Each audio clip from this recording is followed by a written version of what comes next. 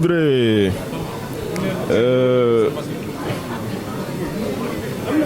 remercier et féliciter Monsieur le directeur général de la SONES pour avoir bien voulu organiser cet important atelier pour réunir les parties prenantes au projet, à savoir les autorités administratives, les services techniques, le cabinet en charge du volet IEC, les populations, et j'insiste sur les populations, les élus locaux certes, les chefs de village, délégués de quartier, mais surtout les populations, c'est-à-dire les personnes affectées par le projet. Pour procéder donc au lancement du volet IEC du projet, volet communication, éducation et information. En le faisant, il répond à une forte préoccupation des autorités, à la tête desquelles Monsieur le Président de la République, qui souhaite que les projets se fassent en parfaite intelligence avec les populations, que les projets ne souffrent pas d'un déficit de communication et d'information, que les acteurs s'approprient ces projets et que dans la conduite des projets, qu'on n'ait point de difficulté. Cela, le directeur général de la SONES l'a compris et en relation avec le cabinet recruté à cet effet, souhaite évidemment dérouler une campagne de communication, de sensibilisation et d'information. Nous étions donc réunis pour lancer ce processus parce que nous estimons, et certainement le DG y reviendra, que ce projet KMS3 est d'une importance capitale, non seulement pour l'État du Sénégal, pour les autorités, mais surtout pour les populations, et particulièrement pour les populations de Dakar. Nous tous avons connu ces difficultés d'accès à l'eau. Nous avons connu et vécu avec la SONES et la SDE les problèmes connus récemment. Et la réponse de l'État, c'est évidemment ce projet de KMS3 qui, à terme, devrait permettre de résorber le déficit en eau et à Dakar, mais également au niveau des localités traversées par le projet. Donc, je voudrais engager une fois encore tous les acteurs à ne ménager aucun effort pour non seulement accompagner la SONES, mais faire en sorte que les populations s'approprient ce projet afin que ce projet ne souffre d'aucun dysfonctionnement dans sa conduite. Je pense que jafe-jafe yi amoon si mbirum ndox fii si Dakaru ak li ko wër umpul woon ñu bari. État wu Sénégal, président de la République jiite ko joxe ay tettal mu ni dama bëgg ngeen xayma lan la ñu war a def pour que jafe-jafe ndox si Dakaru ak bépp gox si Sénégal mu nekk loo xam ni dañ koy fàtte dañ koy saafara. ñu ni kat pour Dakaru il faut que ñu def ay programme yoo xam ni programme yu gaaw la moom nga muy wax sax fast track moom ki la ñu defee ay forage yu bari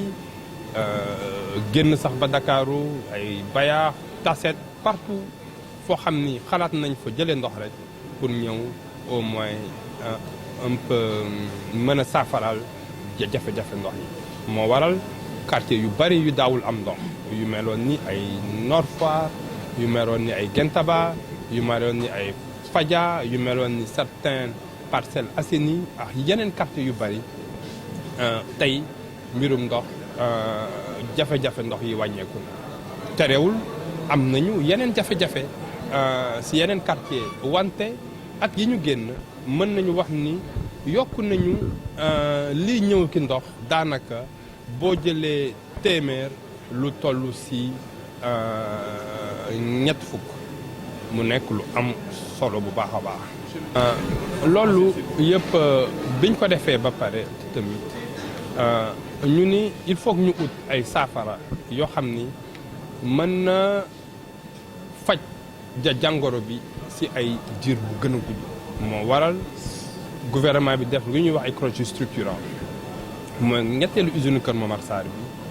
bi liggéey bi door na am na at ak genn wàll si suñu gannaaw wala at ak ay weer président de la république sax moo lancé woon travaux yi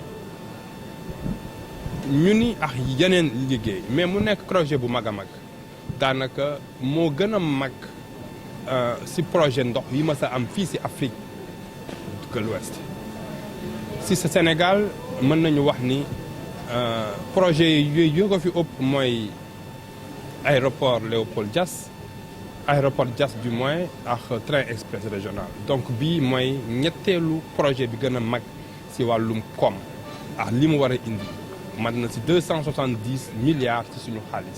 xaalis boobu mu ngi fi projet bi daanaka fii ak lu néew at fii ak fin 2020 incha allah projet bi dina jeex pour que nit ñi gën a mën a am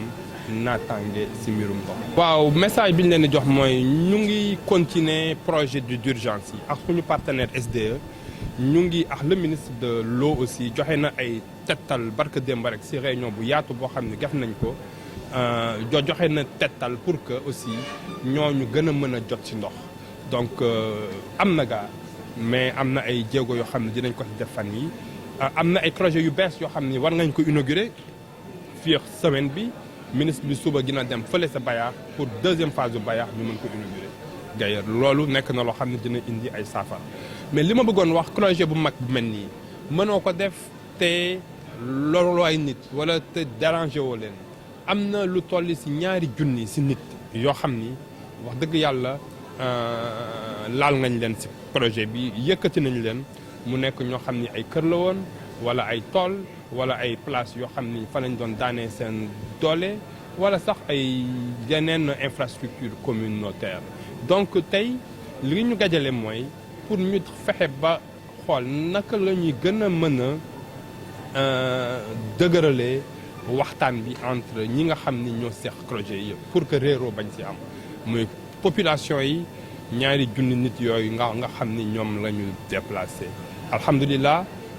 daanaka képp koo xam ni waroon nañ la fay sa dàmpaay fay nañ la ko état bi génn na lu toll si 7 milliards si suñu xaalis moo waral tey am na ñoo xam ni fa ñu nekk sax moo gën a naat moo gën a taaru fa ñu jóge woon projet bi daanaka tuyaux yi yëpp tàllal nañu ga si ëpp ñu ngi fukk boo jël juróom-ñaar yi daanaka feete na boor mën nañu wax ni bu ñuy xayma ñu ngi si 60% de niveau d'exécution si projet bi wante waxtaan bi gañ ko war a gën a yaatal di si gërëm autorité administrative yi le gouverneur de Dakar collaborateur am yi nga xam ni ñu ngi si département yi département de Pikine département de Rufisque aussi ak bépp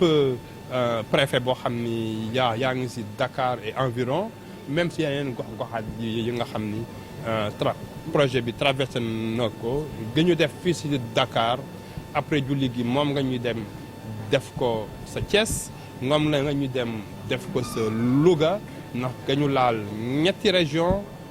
5 département ak vraiment lu toll si un peu moins de 30 communes donc mu nekk waxtaan bu yaatu moo waral ñu jël le cabinet pour que nit ñi gën a mën a ñaaxante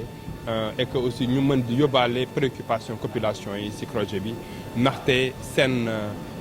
bànneex seen aussi naataange ci mbirum ndox mu nekk aspect bu am solo ci mbirum koom